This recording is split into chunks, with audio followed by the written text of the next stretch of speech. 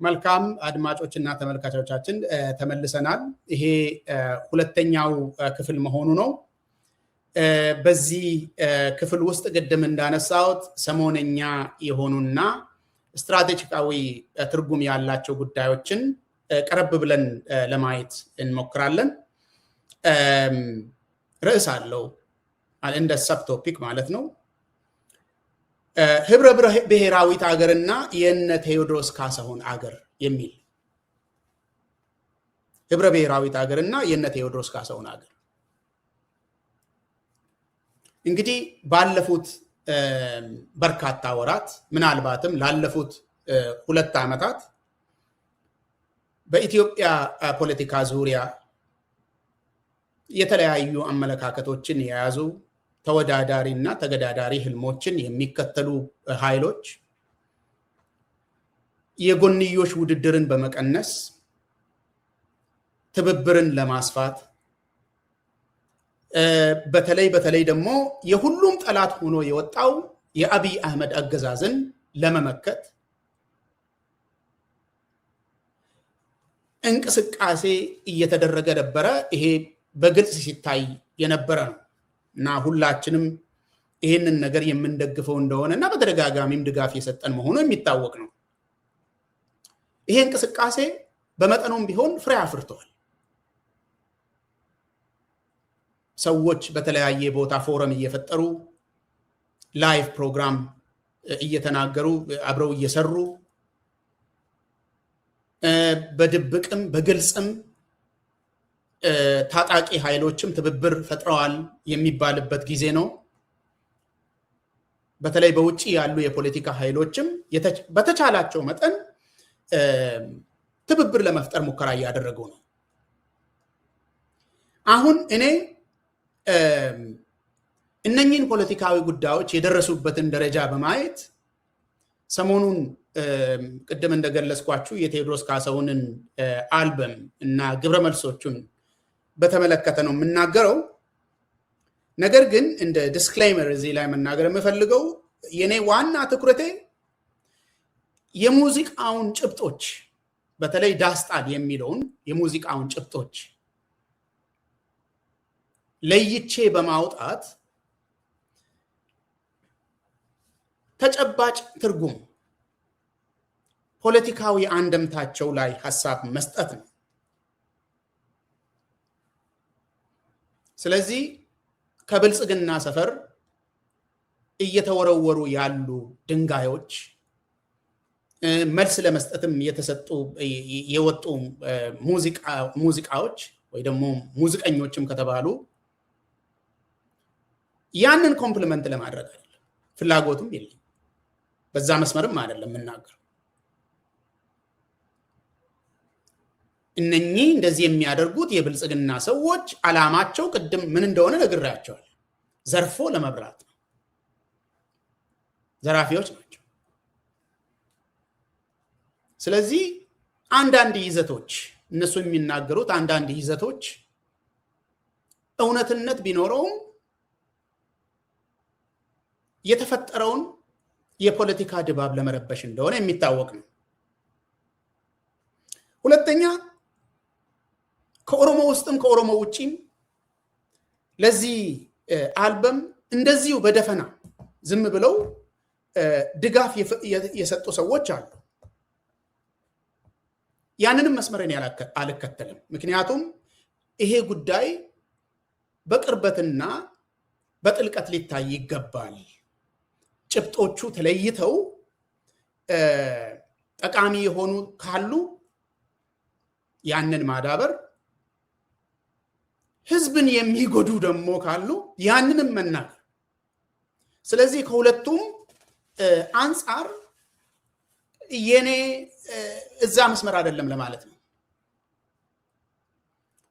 ስለዚህ እስኪ ወደ ሙዚቃው ኒድና መነጋገሪያም እሱ ስለሆነ ጭብጦቹን እያወጣን እንያቸው። ዋና ዋና ጭብጦቹን የሙዚቃው ርዕስ ወይ ደግሞ የአልበሙ ርዕስ እንደምታውቁት በስፋት እንዳያችሁት ኢቶሪካ ነው የሚለው። ኢቶሪካ እኔ ትርጉሙ ምን እንደሆነ ለመፈለግም አልሄድኩም። ትርጉሙንም አላቅም ግን ስም ሁሉንም ሙዚቃዎችን አይደለም የምመለከተው ስራይም አይደለም እሱ ነገር ግን ዳስጣል የሚባል መነጋገሪያ የሆነ ከኢትዮጵያ ፖለቲካ ጋር ከወቅታዊ ታሪካዊና የወደፊት ህልም ጋር የሚያያዝ ይዘት ስላለው ሐሳብ እየተሰጠ ያለው በዛ ዙሪያ ስለሆነ እኔም እዛ ላይ ነው ማተኩረው ማለት አላማዬ ቅድም እንደነገርኳችሁ ጭብጦቹን ነቅሼ በማውጣት ትርጉማቸው ምን እንደሆነ በመናገር በተቻለ መጠን ፖለቲካዊ መልእክቶቹን ለይቶ ክሪቲካሊ ለማየት ነው ዳስጣል የሚለው ሙዚቃ ሲታይ አራት ዋና የሆኑ ጭብጦች ወይ ደግሞ ዋና አራት የሆኑ መልእክቶች አሉት ብዬ ነው የማስበው አንደኛው አገር ፈርሶብኛል የሚል ወይ ደግሞ አገሬ ፈርሳለች የሚል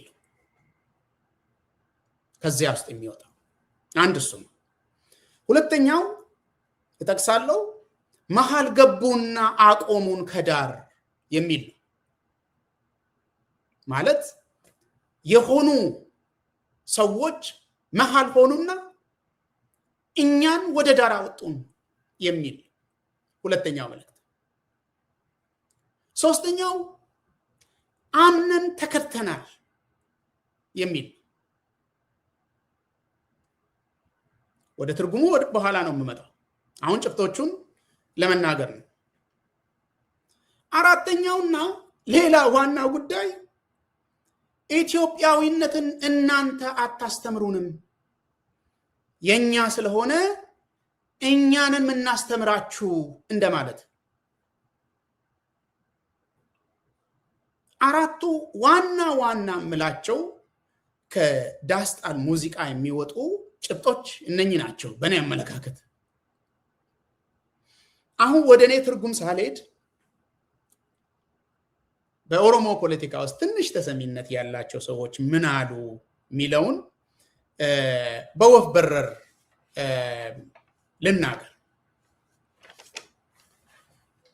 አንደኛው ቡድን ቅድም እንዳነሳውላችሁ ለብልጽግና ተቀጥሮ መቼ እንደተሰራ እንዴት እንደተሰራ የማይታወቅ ሙዚቃ የተለቀቀበት የአፋን ኦሮሞና የአማርኛ ድቅል የሆነ ይሄንን የቴዎድሮስ ካሳሁንን ሙዚቃ ሙሉ ለሙሉ ሪጀክት የሚያደርግና በከፊልም ጥላቻ የሚባል ነገርን የያዘ መልስ ነው የተሰጠው አንዱ እሱ ሁለተኛው ደግሞ እኛም ልንሰማ እየተዘጋጀን ነው መስማት እንፈልጋለን የሚል ነው ይሄኛው ወገን ደግሞ ውስጡ ያሉትን ህፃሶች ሳያወጣ ግድፈቶችን ሳያወጣ ወይ ደግሞ ለመናገር ፍቃደኛ ሳይሆን ይመስለኛል ጊዜው የፖለቲካ ትብብር ነው በማለት እንደዚሁ በጭፍኑ አብይን የሚቃወም ስለሆነ ይሄ ነገር አብይን የሚገፋ ስለሆነ ብንደግፍ ይሻላል የሚል አቋም ነው የሚመስለኝ እኛም መመልከት እንፈልጋለን መስማት እንፈልጋለን የሚል የኦሮሞ ህዝብ እውነት ግን ከዚህ ከሁለቱም በጣም የተለየ ነው ቸኩለው በስድብ መልክ ሙዚቃ ያወጡትም ቸኩለው ድጋፍ የሰጡትም የህዝቡን የልብ ትርታ ማዕከል ያደረገ አይደለም የህዝቡን ንቃተ ህሊና ማዕከል ያደረገ አይደለም ከህዝቡ አስተሳሰብ በጣም የተለየና የተፋታ ሁለቱም በተለይ የኦሮሞ ህዝብን ጉዳይ በተመለከተ አስፓይሬሽን የኦሮሞ ህዝብን ብሔራዊ ምኞት ወይ ደግሞ አስፓይሬሽን ቀረብ ብለን ካየነው እንደዚህ አይደለም መልስ መሰጠት ያለበት የትብብር ጊዜም ቢሆን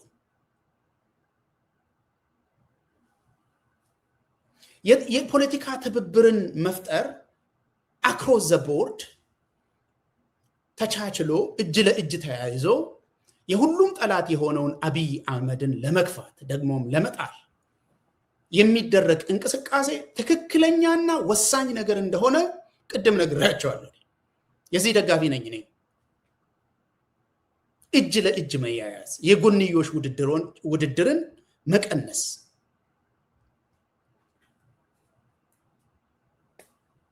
ይሄ ወሳኝ ነገር ነው። ነገር ግን የፖለቲካ ትብብርን መፍጠር አንድ ነገር ነው። የፖለቲካ ትብብርን እየፈጠርን ነው በማለት ህዝብን የሚያንጓጥጥ ነገርን ደግሞ እንዳላየ ማለፍ ሌላ ነገር። ለዚህ ነው ይዘቱን አንድ በአንድ አይተን ክሪቲካሊ አይተን ሐሳብ መስጠት ይገባል ያልኩት ለዚህ ነው።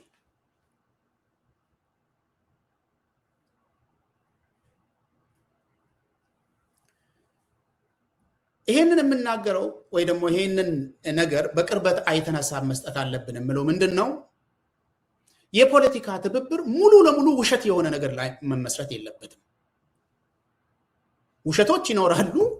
ከዚያም ከዚህም ለመቻቻል ሲባል የፖለቲካ ውሸቶች ይኖራሉ፣ ድራማዎች ይኖራሉ። ሙሉ ለሙሉ ግን ውሸት መሆን የለበትም። ነገ መንገድ ላይ የሆነ ችግር ሲፈጠር ትናንትና እንዲህ ብለሃል፣ እንደዚህ አስባቸዋል ሲባል አይ ትናንትና ለፖለቲካ ትብብር ብለን ነው የሚል መልስ ትክክል አይሆንም። ስለዚህ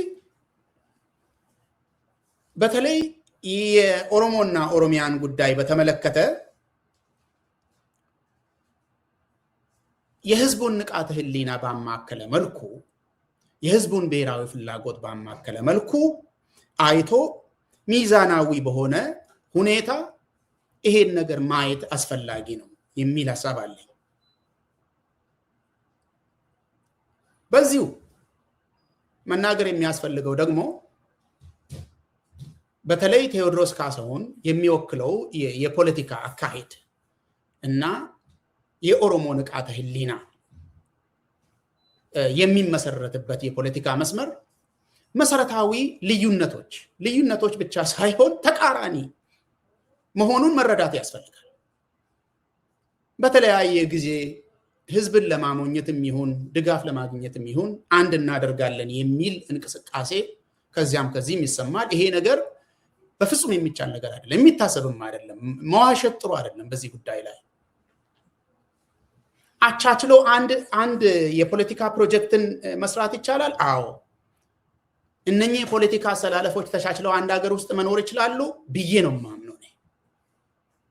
ስለዚህ እስኪ ወደ ትርጉሞቹ እንሂድ። ቅድም የዘረዘርኳቸው አራቱ ጭብጦች ምንድነው ትርጉማቸው የሚለውን እስኪ ቀረብ ብለን እንመልከት። አንደኛው አገር ፈርሶብኛል ወይ ደግሞ አገር የፈረሰችብኝ ነው የሚለው ቴዎድሮስ። አንዱ ጭብጥ ይሄ ነው ብያቸዋለሁ። አሁን አገር ፈርሳለች አልፈረሰችም፣ አለች የለችም ብለን ከመናገር በፊት እየተነጋገርን ያለነው አገር አንድ ነው ወይስ አይደለም የሚለውን መለየቱ ጥሩ መለየት አለብን። ቴዎድሮስ ካሳሁን ፈረሰችብኝ ሀገር የፈረሰች የሚለው አገርና እኛ የምናውቃት አገር አንድ ናቸው ወይስ አይደለም? መጀመሪያ እኔ በበኩሌ የማውቃት ኢትዮጵያ ህብረ ብሔራዊት የሆነች ሀገር ናት። ባለብዙ ሃይማኖት ሀገር ናት። ባለብዙ ቋንቋ ሀገር ናት። ባለብዙ የታሪክ ትርጉም ያላት ሀገር ናት። ተወዳዳሪ ህልሞች ያላት ሀገር ናት።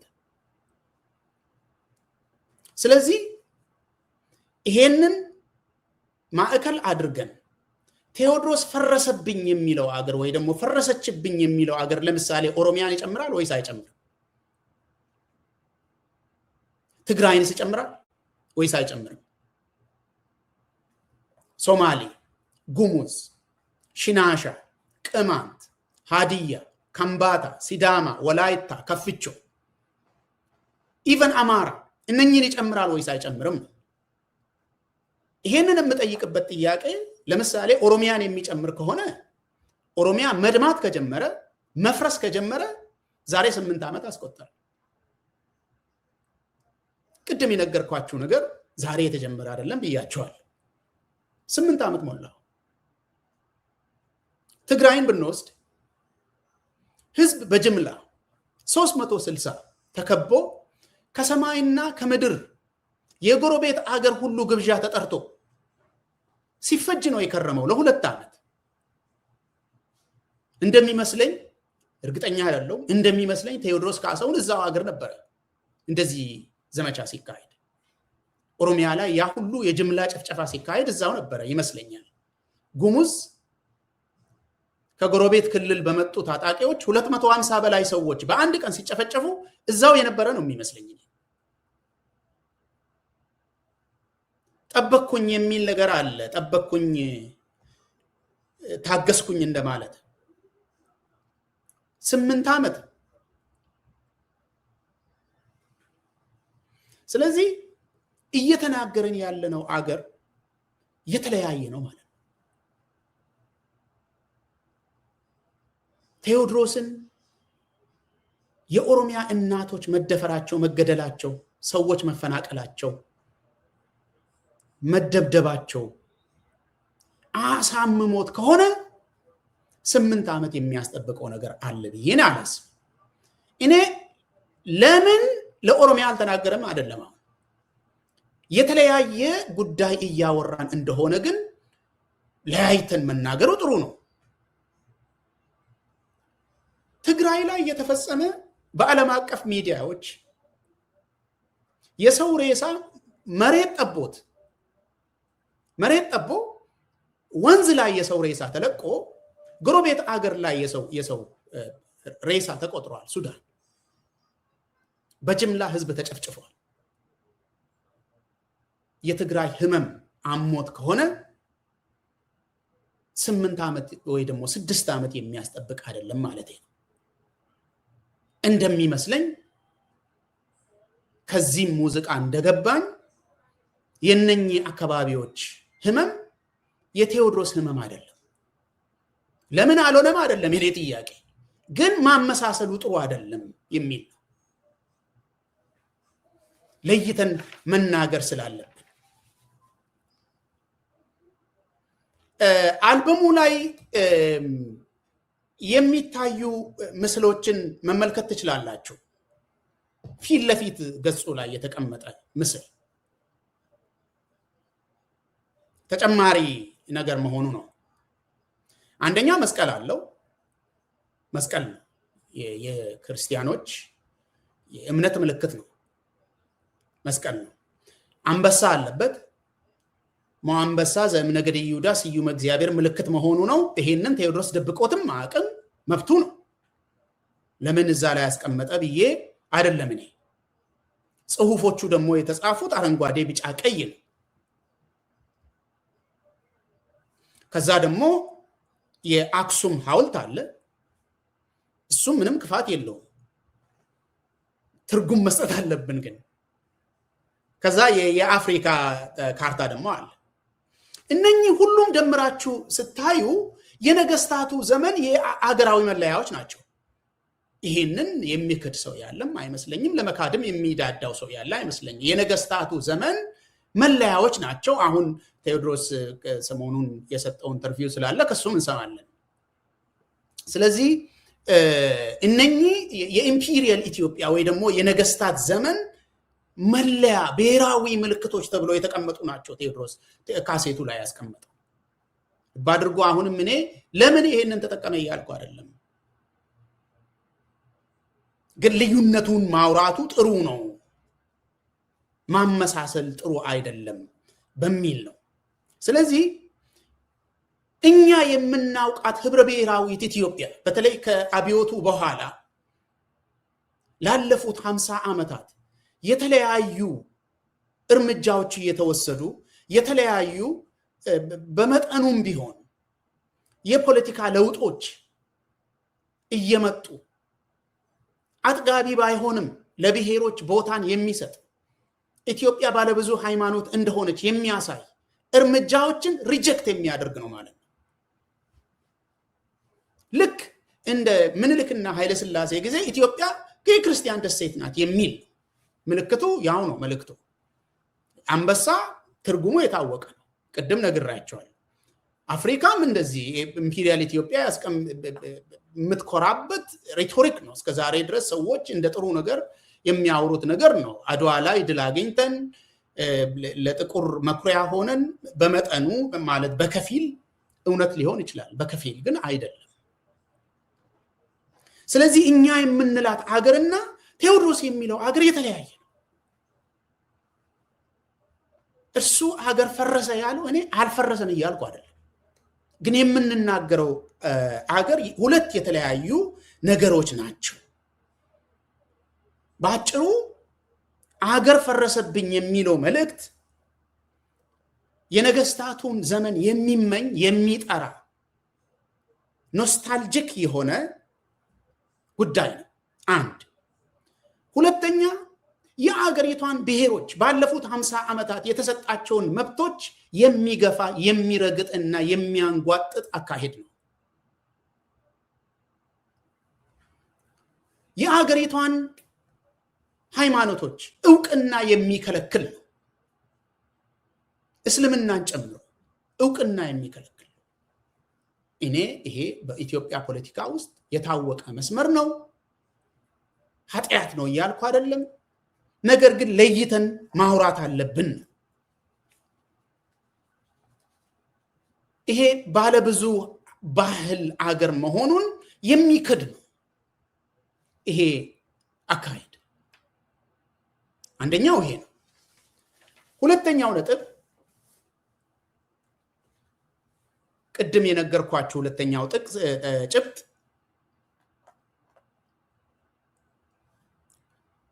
መሃል ገቡና አቆሙን ከዳር። ይሄ የሱ ቃል ነው። መሃል ገቡና ከዳር አቆሙን የሚል አሁን እንግዲህ እዚህ ውስጥ በጣም ቁልፍ የሆኑ ሁለት ቃላት አሉ፣ መሃልና ዳር የሚል። የኢትዮጵያ ታሪክ ውስጥ ልክ የተለያዩ አገር ፖለቲካ ውስጥ እንደሚታወቀው ዳርና መሃል የሚባል በጂኦግራፊም በፖለቲካም በባህልም በኢኮኖሚም አለ። ቅድም የነገርኳችሁን ነቅሼ ያወጣሁትን ጉዳዮች ተመልክታችሁ ይሄ ወደዚህ ነገር ካመጣችሁ ለቴዎድሮስ ዳር ምንድነው መሃል ደግሞ ምንድነው ብላችሁ ከጠየቃችሁ መልሱ ግልጽ ነው። መልሱ ግልጽ ነው። እኛ መሃልን ተነጠቅን፣ እነ እከሌ ደግሞ መሃልን ወሰዱና እኛን ዳር አደረጉን ነው። በታሪክ ውስጥ እንግዲህ ቴዎድሮስን በካሴቱ ላይ ለመወከል እንደሞከረው በኢትዮጵያ ታሪክ ውስጥ የአንድ ቋንቋ የበላይነት፣ የአንድ አመለካከት፣ የአንድ ሃይማኖት፣ የአንድ አስተሳሰብ፣ የአንድ ታሪክ ትርክት አመለካከት መሃልን ይዞ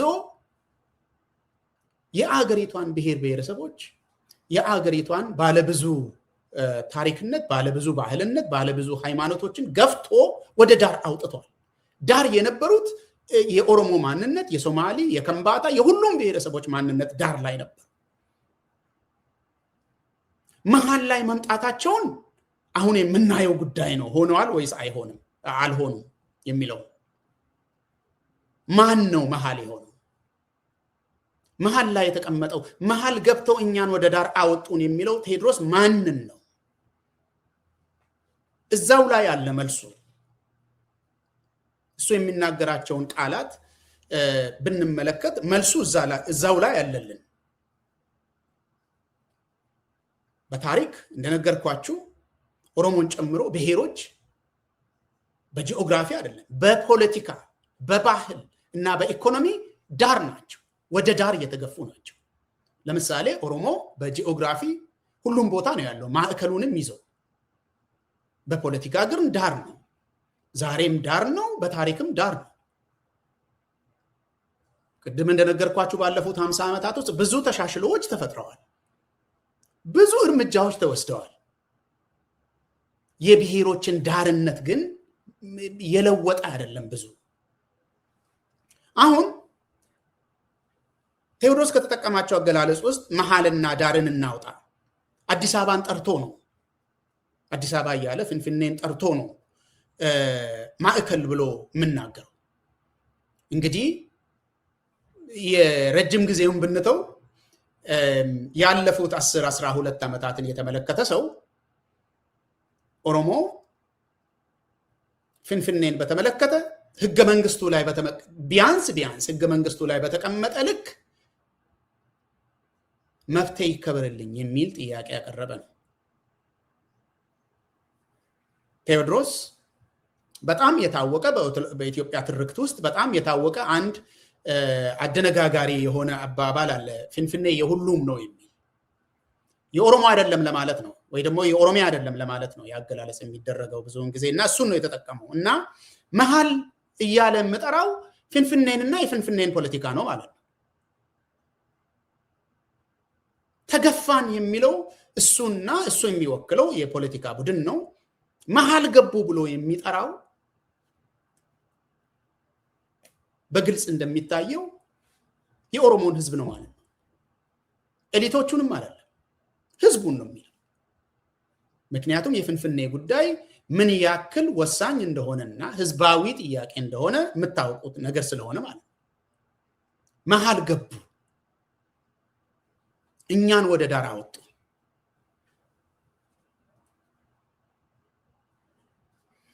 እነ አብይን አስታኮ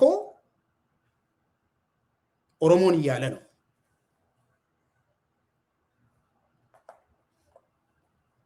ቅድም ያነሳውላችሁ ጉዳዮች አጠቃላይ ይሄንን ነው የሚያሳዩት።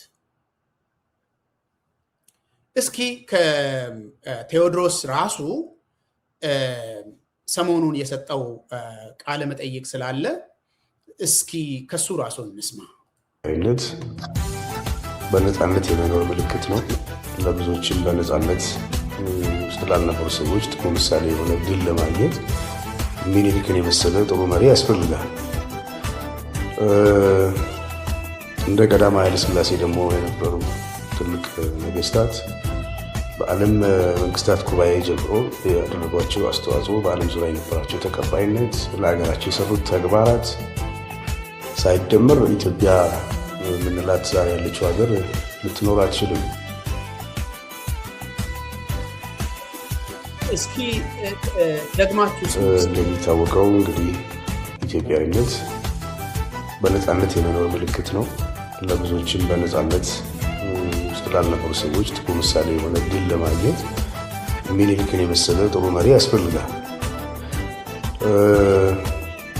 እንደ ቀዳማዊ ኃይለ ሥላሴ ደግሞ የነበሩ ትልቅ ነገስታት በዓለም መንግስታት ጉባኤ ጀምሮ ያደረጓቸው አስተዋጽኦ፣ በዓለም ዙሪያ የነበራቸው ተቀባይነት፣ ለሀገራቸው የሰሩት ተግባራት ሳይደመር ኢትዮጵያ የምንላት ዛሬ ያለችው ሀገር ልትኖር አትችልም። ይሄ ነው እንግዲህ ቴዎድሮስ የሚለው። አንደኛ ምኒልክን የመሰለ ታላቅ መሪ፣ ጥሩ መሪ ያስፈልግሃል ነው የሚለው። ይሄንን ነው እንግዲህ እኔ ህዝብን የሚያንጓጥጥ፣ ህዝብን የሚገፋ፣ በጅምላ ህዝብን የሚሳደብ አመለካከት ብዬ የምጠራው ይሄንን ነው። ቴዎድሮስ ሳይገባው ቀርቶት አይመስለኝም። እያወቀ ለጥቃት ነው ይሄንን የሚያመጣው። ምኒልክ በኦሮሞ ንቃተ ህሊናና በኦሮሞ ፖለቲካ ውስጥ ሀርከሙራና ሀርመሙራ ተብሎ ነው የሚታወቀው። ታላቅ መሪ አይደለም። ይሄንን በዚህ ጊዜ ባናነሳው ጥሩ ይመስለኛል። ጥሩ በሆነ ስለተነሳ አንዳንዶች ተነስተው ጥሩ ነገር ሰራ እያሉ ስለሆነ የህዝብን ንቃተ ህሊና እንዲሰደብ የማንፈቅድ ሰዎች ደግሞ መናገርን እንወዳለን። እጅና ጡትን የቆረጠ መሪ ተብሎ ነው የሚታወቀው ኦሮሞ ውስጥ። ታላቅ መሪ አለ ለአንተ። አዎ። ስለዚህ ለያይተን አንድ በአንድ ማውራት አለብን ያልኩት ለዚህ ነው።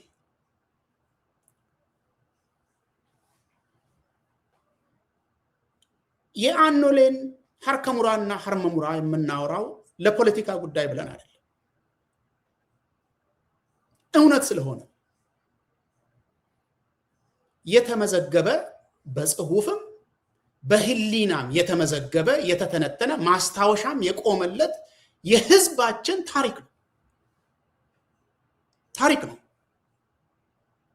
አንተ ታላቅ መሪ ስላልከው የሚቀር ነገር አይደለም ስለዚህ ይሄንን እውነት አንድ ሰው ለፖለቲካ ሪቶሪክ ብሎ የሆነን ነገር ሲናገር የህዝብን ንቃተ ህሊና ደግሞ መናገር መቻል አለብን በጅምላ እደግፋለሁ አልደግፍም ከምንል ህጸጹ እዚህ ጋር ነው በዚህ በትብብር ጊዜ ይሄንን መናገር ይገባል ወይ ብለን ይሄንን ማንሳት ይኖርብናል ስለዚህ የፈለገ ሰው ቢያዝን ፊቱ ብጨማደድ የህዝባችንን ንቃተ ህሊና መናገር አንተው የህዝብ ታሪክ ነው የተመዘገበ ነው የተተነተነ ነው ማስረጃ የተሰበሰበበት ነው ተወላጆቹ እኮ አሉ እጅና ጦታቸው የተቆረጠ ሰዎች እኮ ዘራቸው እኮ አላለቁ በህይወት ተርፈው አሉ እኮ ተወላጆቹ ስለዚህ ይሄንን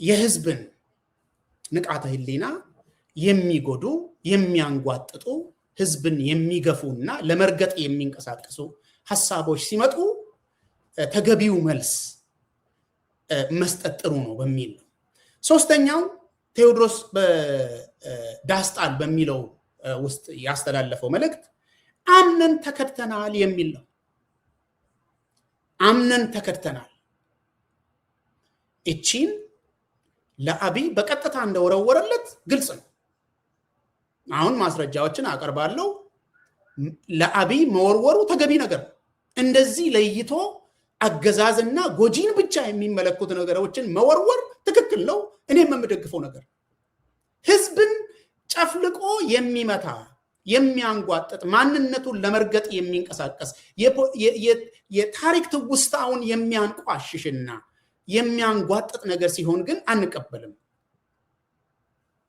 ስለዚህ ለአብይ ነው የተባለው አብይ የዓለም ከሃዲ ስለሆነ ቴዎድሮስ ይሄንን መናገሩ ትክክል ነው መብቱም ጭምር ነው በነገራችን ላይ ደጋግሜ እንደተናገርኩት እነኚህ ነገሮችንም ጨምሮ ህጋዊ መብት ባይሆንም ሐሳቡን መግለጹ ላይ እኔ ሪዘርቬሽን የለኝም ህግ ቢኖር ኖሮ በህግ የሚያስጠይቅ ነው ህግ የለም የኦሮሞ ህዝብም የራሱ የሆነ መንግስት ስለሌለው ህዝብን የሚያንጓጥጥ ነገር ሲመጣ የሚከራከርለት ሰው ስለሌለ መሳደቡ የሚቻል ይመስለኛል እየሆነም ስለሆነ የፖለቲካ አገላለጽን በተመለከተ ግን ለምን ተናገረ ለምን ዘፈነ የሚል ሐሳብ የለኝም መብቱ ነው ትክክል ነው የሚወክለው ህዝብ አለው ለህዝቡ መናገሩ ትክክል ነው ችግሩ መተባበር በሚገባበት ሰዓት ጥቃትን ይዞ መምጣት ጥሩ ነው ወይ የሚለው ስለዚህ አብይ ከርቶናል ባጭው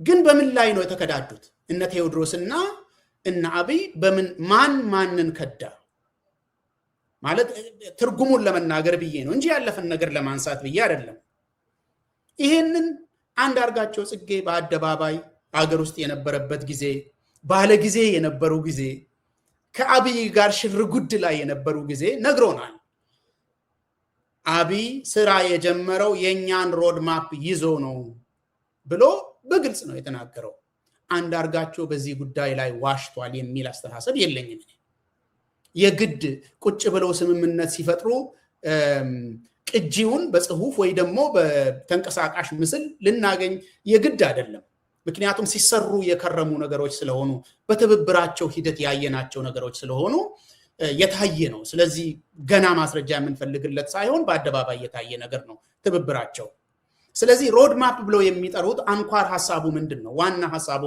ምንድነው የነ አንዳርጋቸው ጽጌ ፖለቲካ የነ ብርሃኑ ነጋ ፖለቲካ የነ ቴዎድሮስ ካሳሁን ፖለቲካ በተለይ ባለፉት 30 ዓመታት በተደጋጋሚ የተጻፈ በተደጋጋሚ የተተነተነ የተነገረ የተዘፈነለት የፖለቲካ መስመር ነው። ስለዚህ ይታወቃል።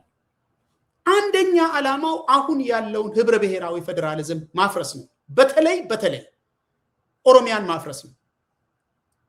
ይሄንን ሁሉም ፖለቲከኞች በአንድነት የሚያቀርቡት ነው። ከዚህ የኢትዮጵያነት ከሚባለው ፖለቲካ ካም በአንድነት የሚያቀርቡት ነገር ነው። ካለምንም ሀፍረት ትሁት ነው የምትሉት ልደቱ አያሌውን ጨምሮ በትህትና የሚገልጸው ነገር ነው። ኦሮሚያ መፍረስ አለበት ይላል ልደቱ። እኔ በጣም የሱ አካሄድ የሚስበኝ በትህትና ነው የሚናገረው። መፍረስ አለበት የሚለውን ጭምር በትህትና ነው የሚናገረው። ሌሎቹ በጣም በከፍተኛ እብሪት ነው እና ይሄንን ነው ሲሰብኩ የከረሙት። ላለፉት 30 ዓመታት ይሄንን ነው ሲናገሩ የከረሙት። እንዴት አፋን ኦሮሞ የሥራ ቋንቋ ይሆናል? እንዴት ኦሮሞ የሚባል ህዝብ አለ ተብሎ ይወራል? እንዴት ክልል ይሰጠዋል? መፍረስ አለበት። በየክፍለ ሀገሩ ለምን አታደርጓቸው? አፍርሱ። ቅርብ ጊዜ አሁን የፖለቲካ ክርክር ተብሎ መድረክ በተዘጋጀበት እንኳን ውር የሚሉ የፖለቲካ ፓርቲዎች እና ኢህአፓ ጨምሮ ኦሮሚያን እናፈርሳለን የሚሉ ናቸው። ስለዚህ የአብይና የነ ቴዎድሮስ ካሳሁን ስምምነት ህብረ ብሔራዊ ፌደራሊዝምን እናፈርሳለን፣ ግድ የላችሁም፣ እኔ አፍርስላችኋለሁ፣ እናንተ እኔን ብቻ ደግፉ የሚል ነው ስምምነታቸው። ዋናው ይሄ ነው። አብይ ወደ ስልጣን ሳይመጣም ሲናገረው የነበረ ጉዳይ ነው። ወደ ስልጣን ከመጣም ልክ እንደ ቴዎድሮስ ጠዋት ገና በጠዋት እኔ ቁርስ መብላቱንም አላቅም ኢንተርቪው ሲያደርጉለት ታላቅ መሪ ነበረን እዚህ ሀገር ውስጥ ምኒልክን ጨምሮ ልክ እንደ ቴዎድሮስ የሚያወራ ሰው ይሄ። በኋላ ግን ወደ ትግራይ ወደ ጦርነት ሲሄዱ አብረው ወደ ጦርነት ሲዘምቱ እዛን ጊዜ ቴዎድሮስ ካሳሁን ድምፁን አልሰማውም። ኃጢአት ነው። እኔም መናገሩን አልሰማው፣ ዝም ማለቱን ነው የማውቀው። ዝም ማለት ግን አልተናገርክም ማለት አይደለም። ዝምታም መልእክት ነው ለኔ። ስለዚህ ይሄ አመለካከት አንድነት እንዲፈጥሩ አድርጓቸዋል። የትግራይ ጦርነት ውስጥ ግን የኃይል ሚዛን ሲለወጥና ቲዲኤፍ የበላይነትን እያገኘ ሲመጣ አብይ በታትኛቸዋለሁ በሰማይ ላይ የተለቀቁ ዱቄቶች ናቸው ያላቸው ኃይሎች እነሱ እንደተናገሩት መሬት ልሰው ሲነሱ መፍትሄ አጥቶ ደንግጦ ወደ ኔጎሺዬሽን ገባ። እንግዲህ እና አንዳርጋቸው ደማቸው ፈልቶ አገር ለቀው የጠፉት በዚህ ነው። ለምን ይዘን የወጣነውን ዓላማ ሳናስፈጽም ይሄንን ህብረ ብሔራዊ ፌደራሊዝም ለማፍረስ ማዕከሉ መጀመሪያ ትግራይን መምታት ኦሮሚያን ማዳከም እና መበታተን አይደለም ወይ? እንዴት ይሄንን ታቆማለህ የሚል ነው። ምንም ሌላ ነገር የለውም። የአማራ ኃይሎችም የተከፉት በዚህ ጉዳይ ነው እንጂ ከአብይ ጋር በጣም በከፍተኛ ደስታ ነው ሲሰሩ የከረሙት። በጣም በከፍተኛ ደስታ እልል ብለው ነው ሲሰሩ የከረሙት። የሚታወቅ ነገር ነው። ኦሮሚያ ሲመታ ከበሮ ሲደልቁ ነው የከረሙት። ይታወቃል። ይሄ ነገር የአደባባይ ዶክመንት ነው። የሃይማኖት ሰዎች ሳይቀሩ ነው ሲናገሩ የከረሙት። የተከበሩ የሃይማኖት መሪዎች ናቸው የምንላቸው ሰዎች ጭምር ነው ወጥተው ደስታቸውን ሲገልጹ የነበሩት። በሰው መፈናቀል፣ በሰው ግድያ፣ በሰው መመታት፣ በአገር መድማት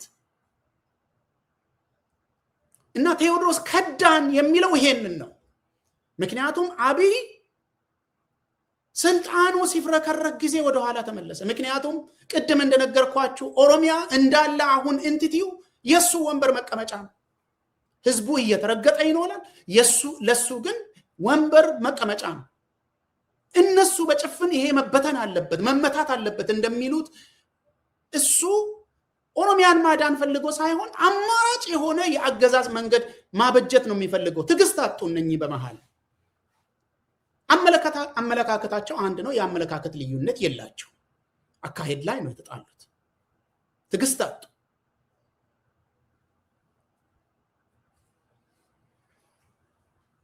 ጀምሮ ነበር።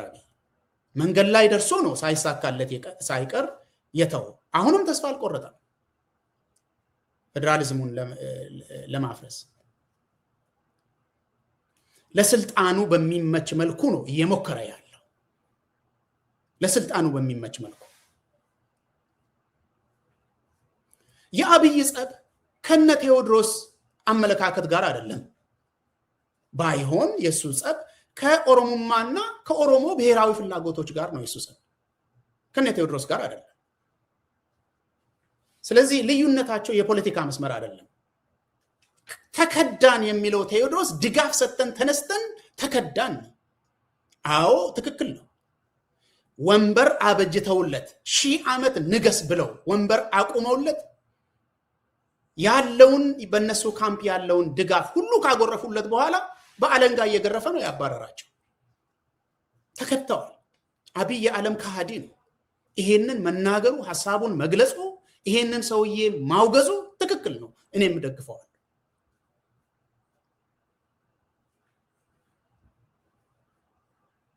ልዩነቱ ያው በጀመራችሁበት መልክ እኔን ማገልገል ቀጥሉ ሲላቸው አይ እኛ እኮ የፈለግነው ነገር አለ ያንን እያደረግክ አይደለም ነው። ስለዚህ የነ ቴዎድሮስ ካሳሁን ኩርፊያ ክልሎች አልፈረሱልንም የሚል ኩርፊያ ነው። አፋን ኦሮሞ የመስሪያ ቋንቋ፣ የመማሪያ ቋንቋ፣ የፍርድ ቤት ቋንቋ መሆኑ ይቅር የሚል ኩርፊያ ነው። ይሄ ነው ስምምነታቸው። ያው ከሪቶሪኩ እየሰማችሁ ስለከረማችሁ ምንም ሌላ ነገር የለውም።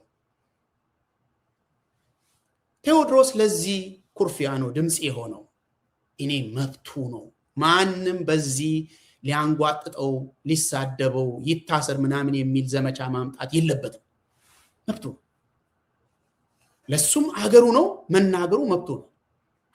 ነገር ግን በፖለቲካ ጉድኝት ስም እንደዚህ አይነት ነገር በተለይ ህዝብን የሚያንጓጥጥ ህዝብን በጋራ የሚያንጓጥጥ የወል አስተሳሰብን የወል ንቃተ ህሊናን የሚያንጓጥጥ ነገር ሲመጣ አይ የፖለቲካ ትብብር ላይ ነን ብለን እንደግፋለን የሚል ነገር እኔ አልቀበልም። ለዚህ ነው እየተናገርኩ ያለሁት።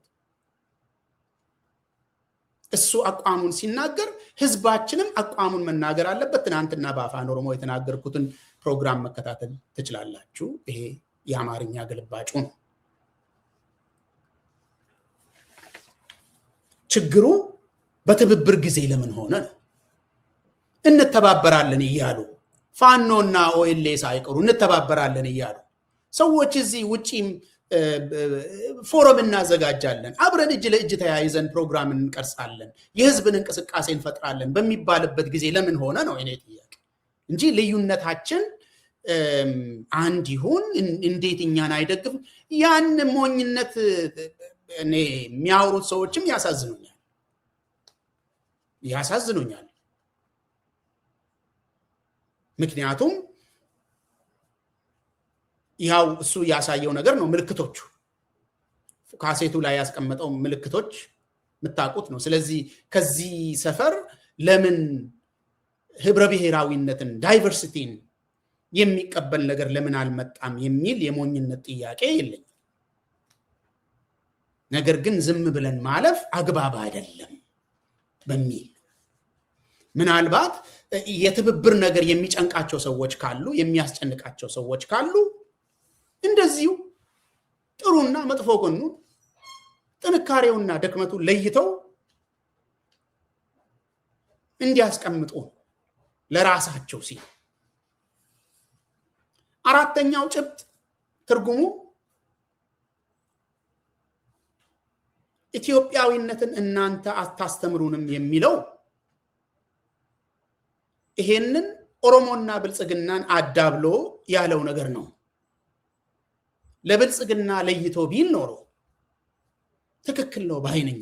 ምክንያቱም አብይ ከጠዋት እስከ ማታ ኢትዮጵያዊነት ገለመሌ ያለ ስለሚያወራ ትርጉሙንም አንድ ቀን ነግሮ የማያውቀውን ነገር ሁሉ ጊዜ ዝም ብሎ ስለሚያወራ ለሱ ቢል ይሄ ልጅ ደግፈው ነበር። አሁን ግን ኦሮሞና እነ አብይን አዳብሎ አንድ ላይ ኢትዮጵያዊነትንማ እናንተ አታስተምሩን የኛ ስለሆነ ባይሆን እኛ እናስተምራቸዋለን የሚል ነው ትርጉም።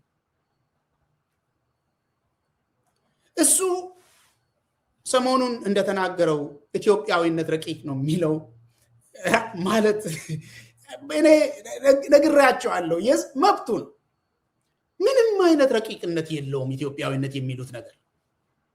በአማርኛ ብቻ የሚገለጽ የአንድ ቋንቋን የበላይነት የሚመኝ የአንድ አስተሳሰብ፣ የአንድ ባህል፣ የአንድ ሃይማኖት የበላይነትን የሚያቀነቅን የብሔርተኞች ቡድን ነው። ኢትስ ሲምፕለስ ፎርም ምንም ሌላ ይሄ ረቂቅነትና ምናምን የለውም። ግልጽ ነው። ማንነት አለው። እንደ አንድ ብሔር ሊታይ የሚችል ነው ይሄ ኢትዮጵያዊነት የሚባለው ነገር። በተረፈ ስለ ኢትዮጵያ አይደለም፣ ስለ አንድ የፖለቲካ ማህበረሰብ ነው። ሰዎች ኢትዮጵያዊነት እንዴት አድርገን የጋራ እናድርግ? ኢትዮጵያዊነት የጋራ ሊሆን አይችልም። ኢትዮጵያና ኢትዮጵያዊነት ለየቅል ናቸው።